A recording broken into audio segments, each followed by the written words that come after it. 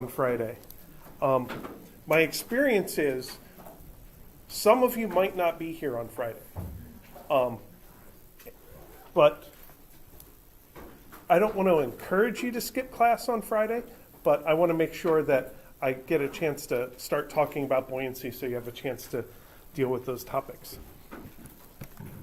All right, so circular motion, we talked about the idea that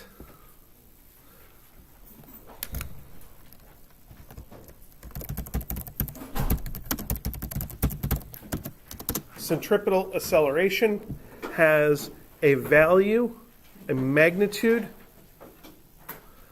of v squared over r. And this capital R here is the radius of a path, the radius of a circular path that an object is following. And the v is the speed of the object as it travels along that path. And the most useful thing for us about centripetal acceleration is it tells us how much force is required in order to make the object follow that path. If you can't generate that much force, then you're not going to be able to keep the object on the path. And then, of course, the direction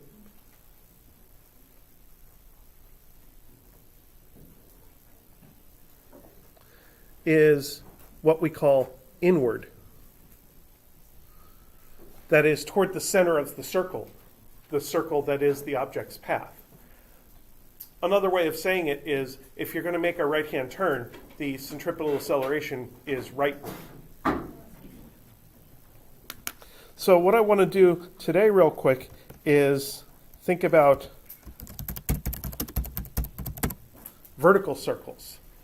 That is, circles that have width in the x direction and height in the y direction, as opposed to what we were doing on Monday, which was circles on a map, where all directions were horizontal. It was just a matter of north, south, east, west.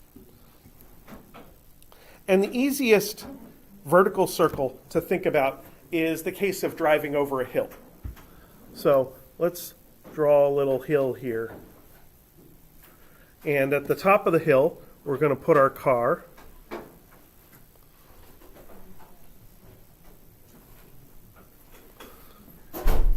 Or van, apparently. And it's going to have forward velocity, which gives it downward acceleration. Now, this acceleration is not g. This acceleration is v squared over r.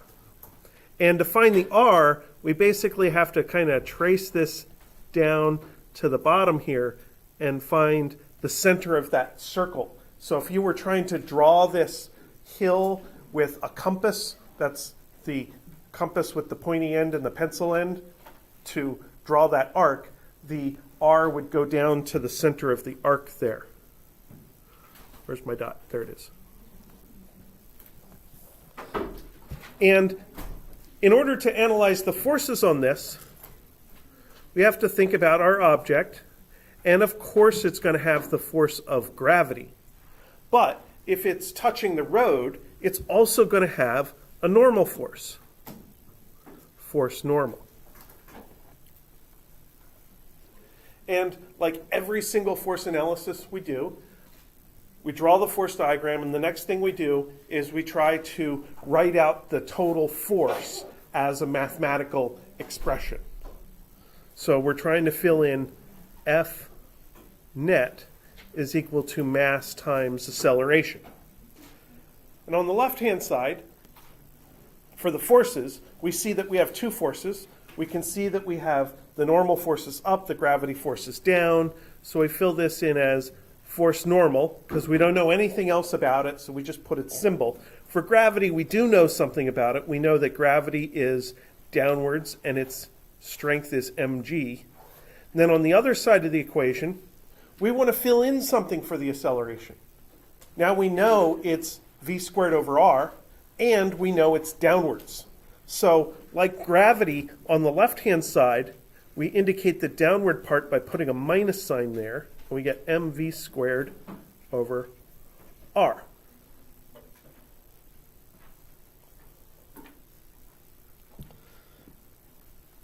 So that's our equation of motion for this system of a person driving over a hill.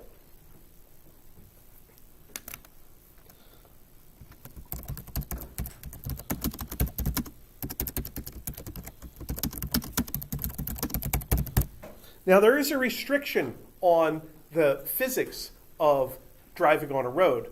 The normal force is a pushing force. It's not a pulling force. So I'm standing on the floor is pushing up on me. If something else tries to lift me off of the floor is not going to grab onto my feet and hold me down. The floor is just going to let go. And that's what a road would do.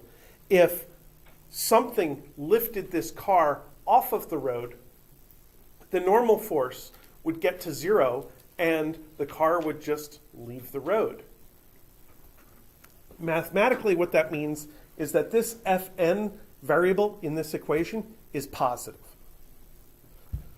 So let's solve for it.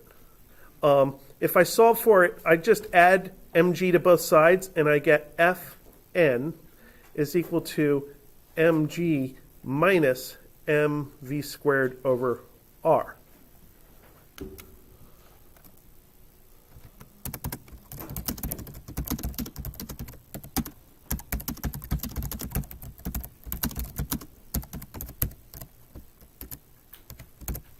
So in order for that, come on, there we go. In order for that normal force there to be positive, the mg term must be stronger than the mv squared over r term. If you're going to subtract two things and get a positive result, you have to be subtracting the bigger one minus the smaller one. So that tells me that to stay on the road, mv squared over r must be less than mg. After all, like I said, if it was bigger, then the normal force would turn negative. That's not allowed. So that gives us a chance to do a little bit of solving here. We can cross out the m's and then multiply both sides by r, and we get v squared must be less than r times g.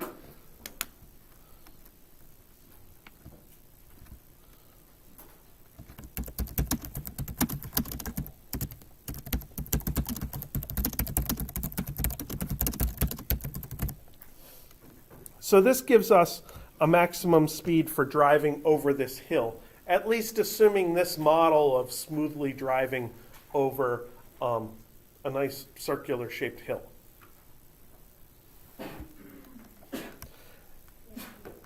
And again, what would happen if we tried to drive faster?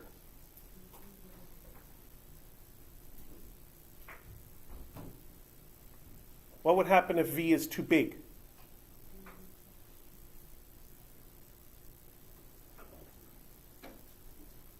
So the negative thing would try to make the normal force negative, and the car would basically just fly off the hill.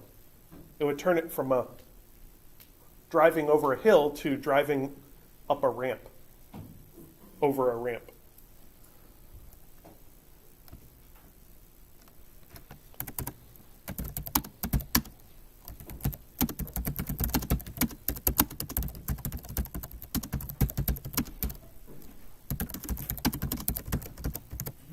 Now, what if we are driving at a reasonable speed? So let's get rid of this idea of driving ridiculously fast and losing contact with the road. What if we are driving at a reasonable speed? The usual normal force is the weight of the object. We put an object on a scale, the scale feels the weight of the object. But this says that the normal force is equal to mg minus some stuff. So the normal force is the weight of the object minus a little bit.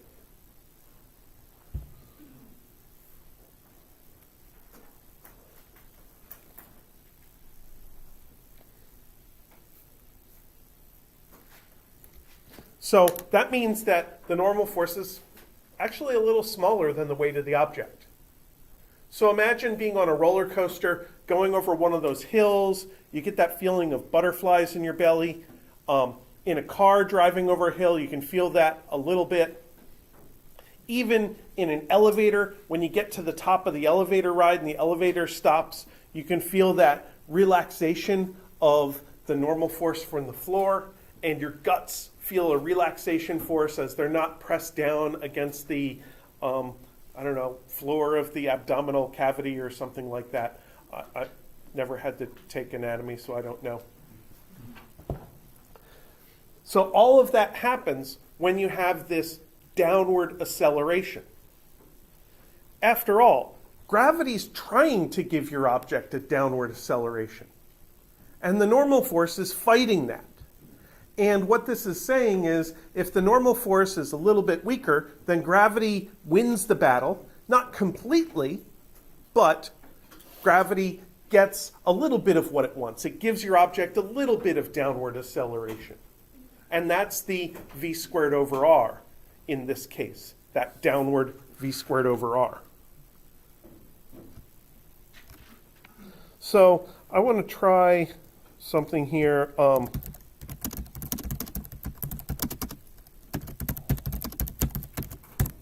Let's try to design a speed hump in a road. So a lot of our back roads in between the major roads every mile have speed humps so that cars don't drive through the neighborhoods too fast. They work a little bit, the speed humps do. So I want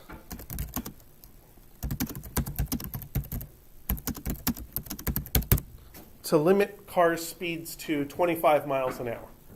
So the first thing I need to do is convert that to meters per second.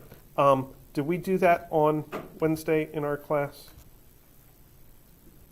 We did 20 miles an hour. Okay.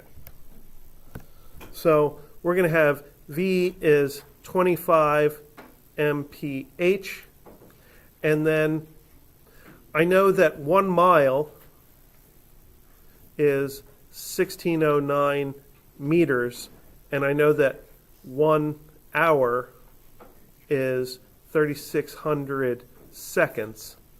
So I can use that to convert, and I get an answer of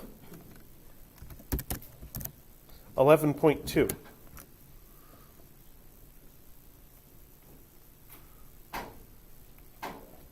Yes, the Google search box will also do unit conversions for you, which is great for working on your homework, doesn't help you on the test. Okay, so we have a V, and we know the value of G, so we can put those into the idea of V squared equals RG. Let's put them at the limit of that inequality. So we're going to say 11.2 squared equals R times 9.8, which gives us R is equal to 11 squared divided by 9.8. 11.2 squared divided by 9.8 is 12.8 meters.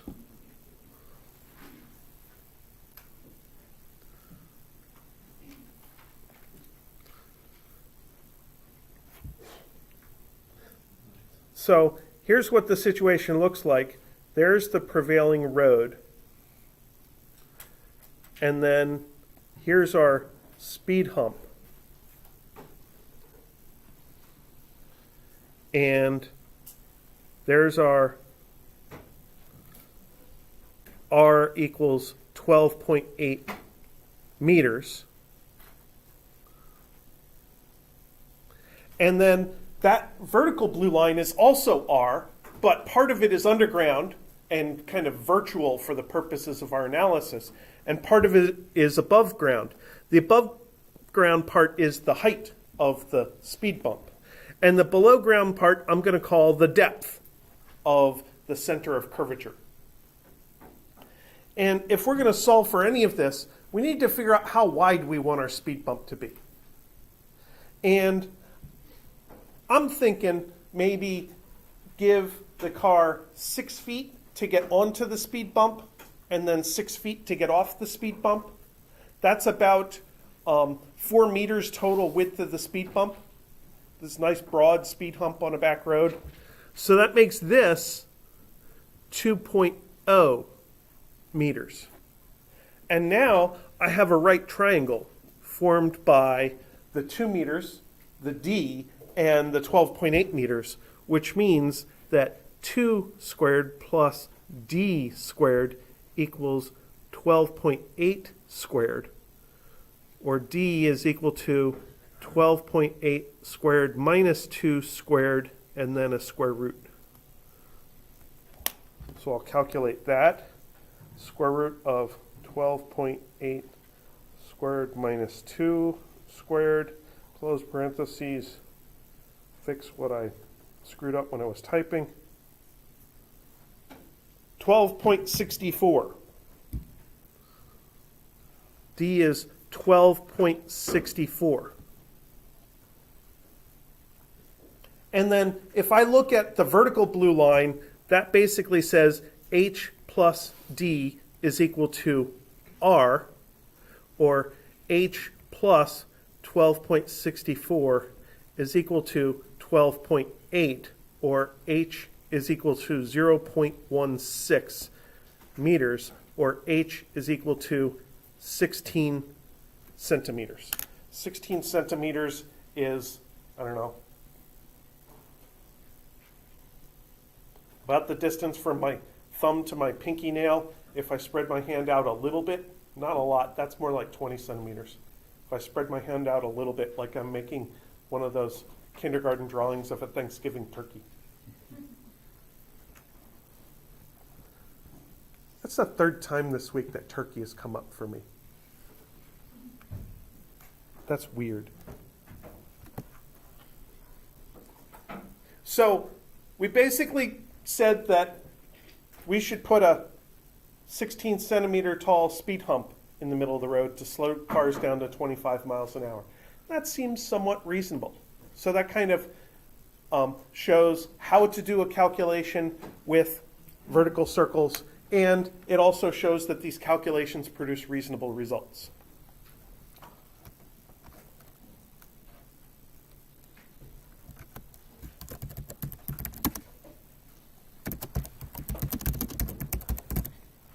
Now, in the case of driving over a speed hump, we were driving on the outside of the circle, but it's perfectly valid to be driving on the inside of a circle. And the neat thing about the inside of the circle is you could drive on the inside of the bottom of the circle, or you could drive on the inside of the top of the circle. So we could drive across a valley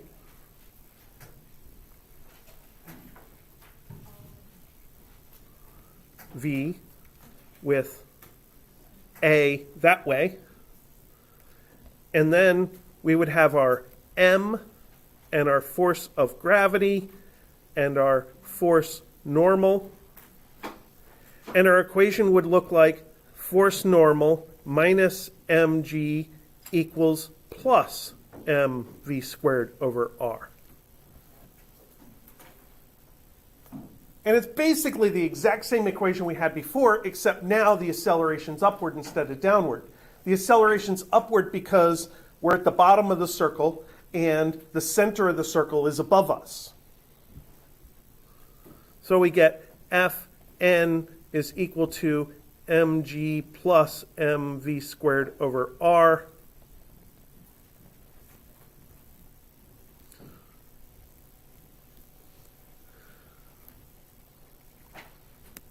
There's no real critical point here. There's no way to go negative in this equation. There's no way to try to make the normal force negative, which would make our car disconnect from the road. So it's not very interesting. What it does tell us is that the normal force is stronger than the force of gravity, because it says it right there. The normal force equals mg plus mv squared over r.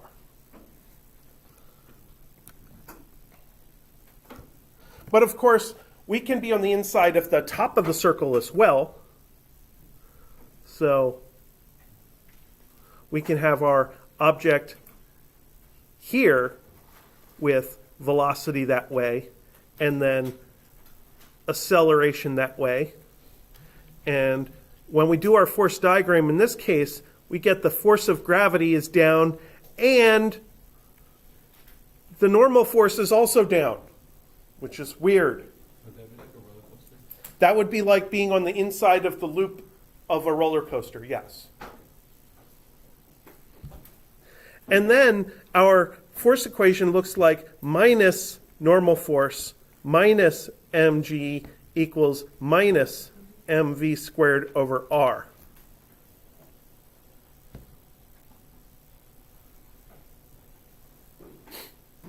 And let's see, if I solve for normal force, I want to add it over here. And then I want to add the negative mv squared over r. I want to add mv squared over r to the left side. And I get mv squared over r minus mg is the normal force. And this says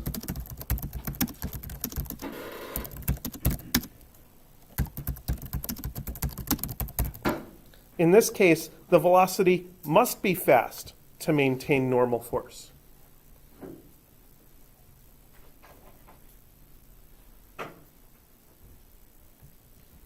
So this corresponds to trying to ride around a loop. I've seen some videos of people riding around a loop in BMX bikes or on skateboards. Occasionally I've seen them with RC cars. I think I've seen one ridiculous stunt attempt with a real car to try to drive all the way around the loop. I know I've done it in video games. A typical demonstration is to do this with a cup of water. Is anybody willing to lend me a bottle or a cup of water?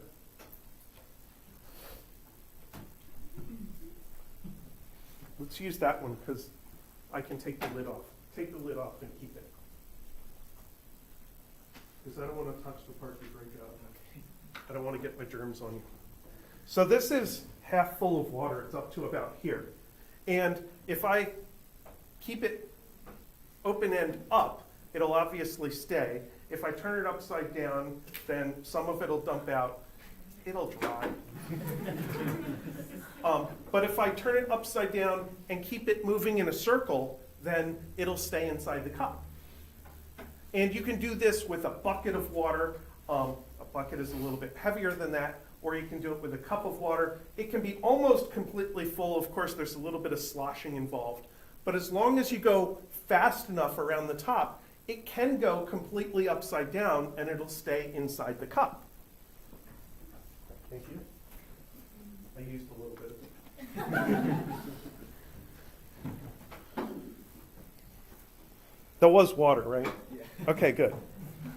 I'd hate to leave like Gatorade sugar on the floor there. I'd feel bad about that. So,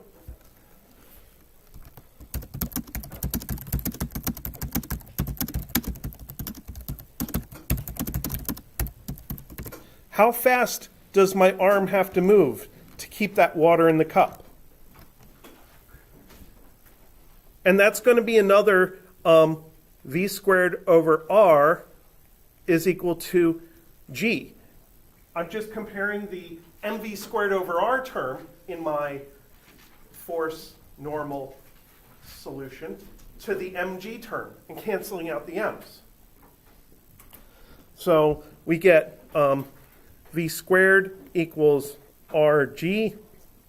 So v is the square root of rg, which is the square root of, okay, so when I do that, probably my shoulder is serving as the center of rotation, so maybe the radius is close to 1 meter. mean, take my arm length plus like 10 centimeters of cup that was sticking out past my fingertips.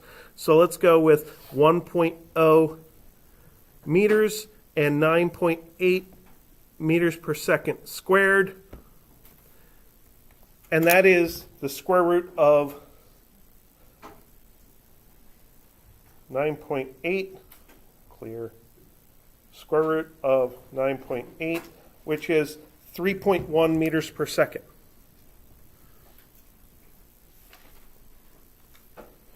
It was actually 3.13 meters per second.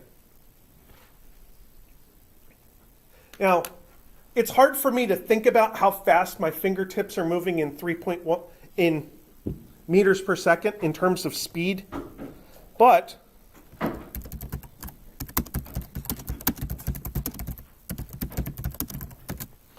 it means that an entire revolution of my arm around this circle is, let's see,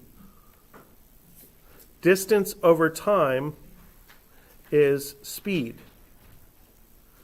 So we can say 2 pi r over t is equal to v. The distance around the circle is 2 pi r. The time of one revolution I'm declaring is capital T. And that means that t is equal to 2 pi r over v is 2 times 3.14 over 3.13 times 1.0 is approximately 2. So in order to keep the water in the cup, I have to have my hand orbiting with a period of 2 seconds.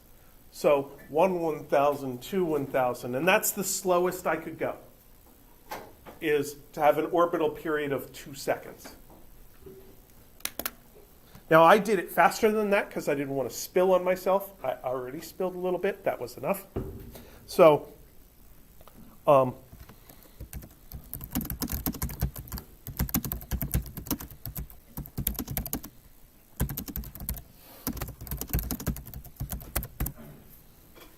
as long as you go faster than that, that is less time around the circle, then everything will be A-OK. So that's circular motion, and that's pretty much most of what you might have to do with circular motion. Anybody have any questions about that?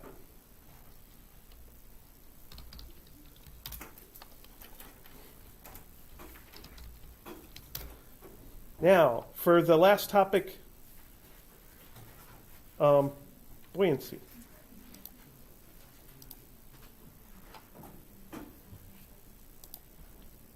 Wait, this is going to be here.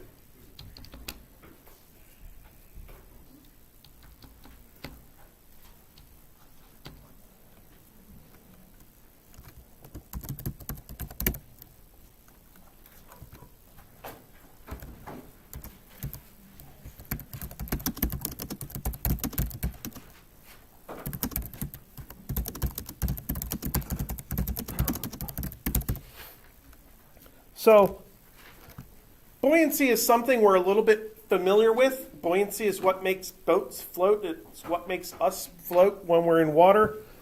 And it's a force that is caused by being immersed in a fluid. We're immersed in air. Air is a fluid, so there is a buoyant force on us due to air.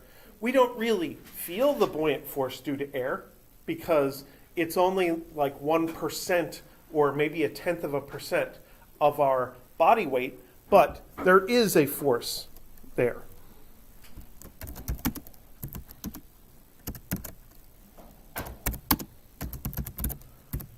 And two things about the force. It has a direction. The buoyant force is always upward.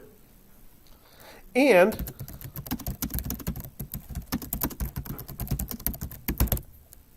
it has a specific strength. It's equal to the weight of the displaced fluid.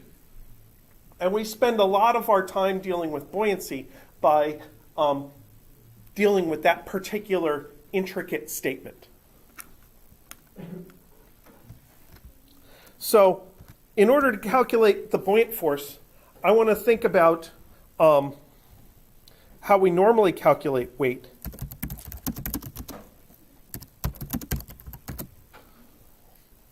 How we would calculate the weight of any old mass. And that is the force of gravity is equal to mg. And we still get to use that.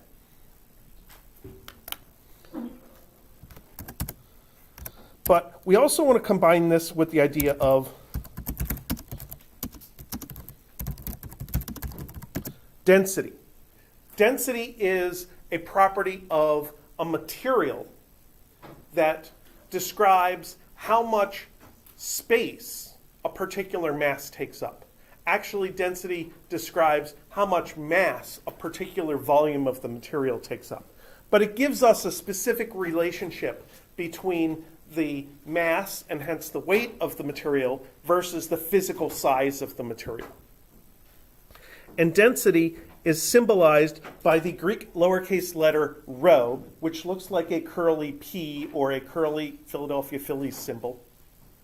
That's the mnemonic we always used because I'm from Philadelphia. And density is mass per unit volume. So it is mass over capital V volume.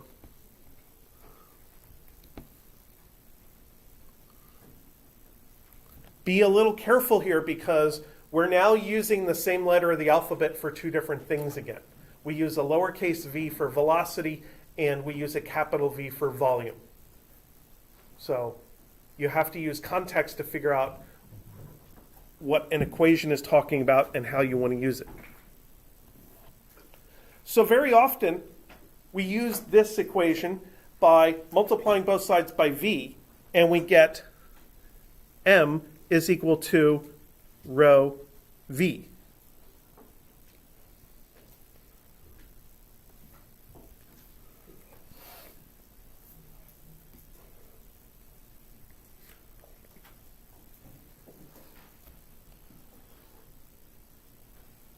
Usually, by the time I use the letter in the next equation, that's about the point that about 4 or 5 people in the room say, wait, what's that symbol again?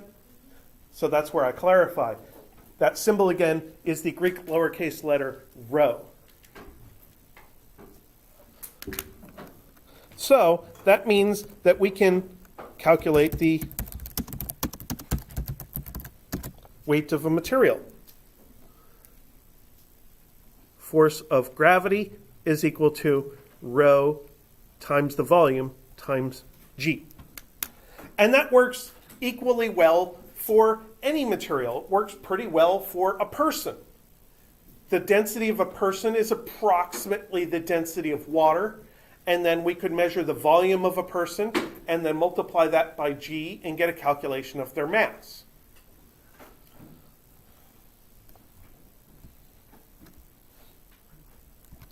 So the buoyant force is supposed to be the weight of the displaced fluid.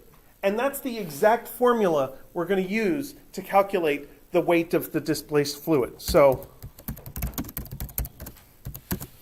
we're going to calculate the buoyant force as force buoyant is equal to rho of the fluid, because the buoyant force isn't depending on the density of the object, it's depending on the density of the fluid.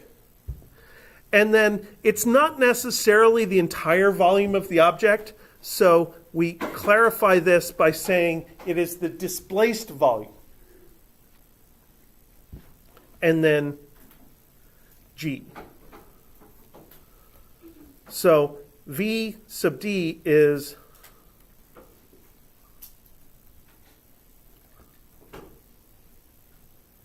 the displaced volume, and rho sub f, rho f, is fluid density.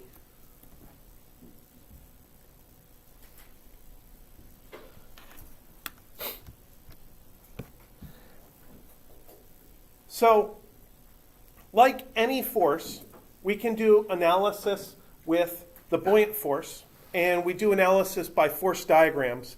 And there are really only 4 force diagrams that involve buoyancy. So I want to draw them and mention them, and then we'll do calculations with them on Friday.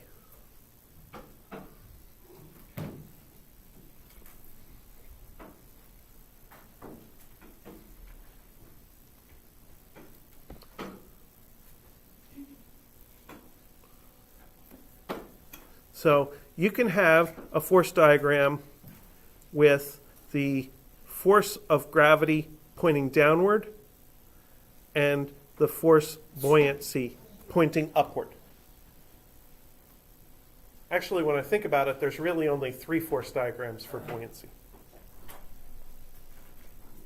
And whenever we do buoyancy analysis, we're doing it for static situations. That is, acceleration is equal to 0.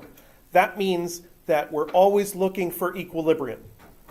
And if those are the only 2 forces, the only way that they're in equilibrium is if they're equal to each other.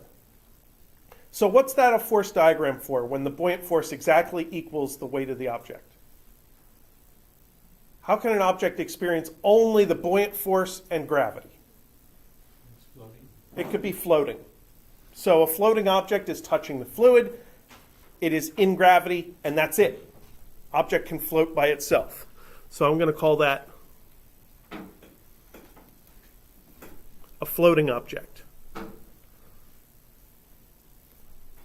Then you can have the force gravity and force buoyancy and an extra up force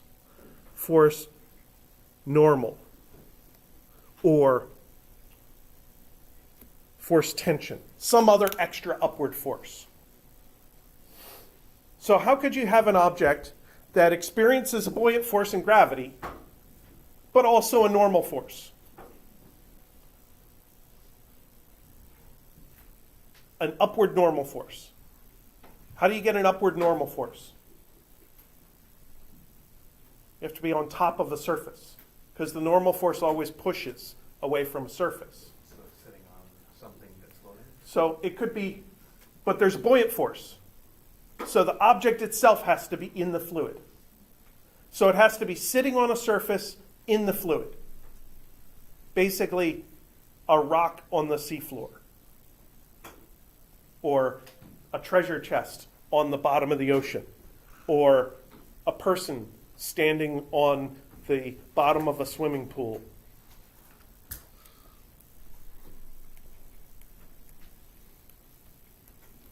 So an object usually that is sunken, submerged.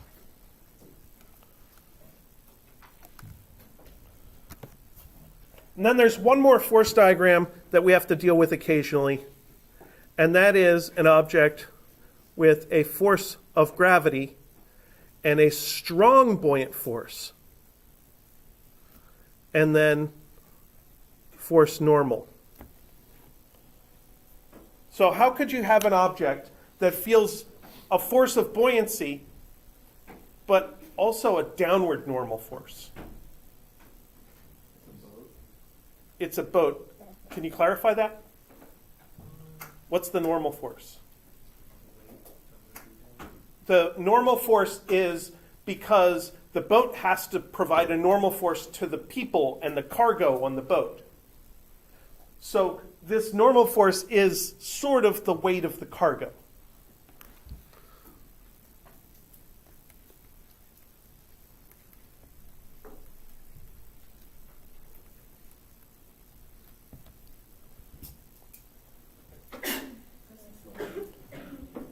Or,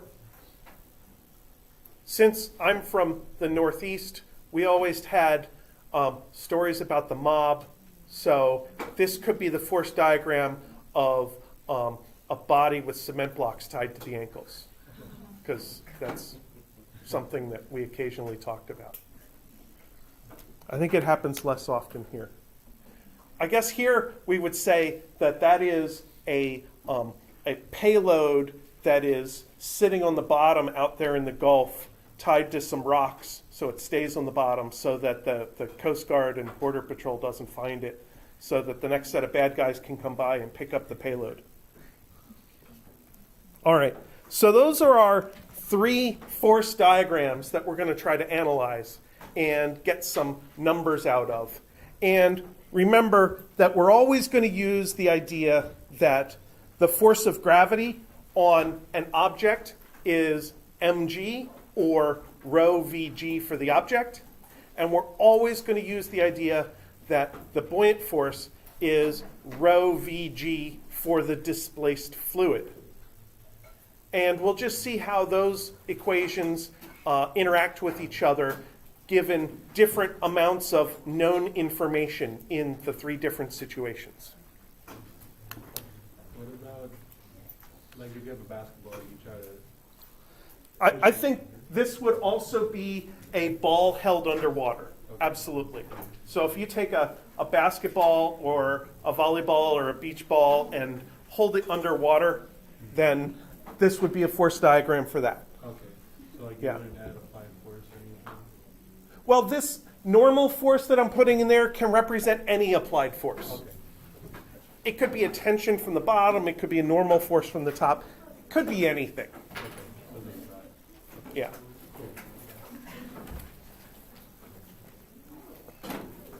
And I suppose that I could add an extra normal force for like extra pontoons on the boat, but that just unnecessarily complicates it. Really, I'm just concerned about what happens if you have just your 2 forces, normal and buoyancy. What happens if you have an extra down force? What happens if you have an extra up force? And how do we learn things about the fluid or learn things about the object? All right. The homework on circular motion is posted. It's available due Tuesday after spring break. And homework on buoyancy is going to show up soon. So you'll have lots to work on. Is the exam after spring break? The exam is way after spring break.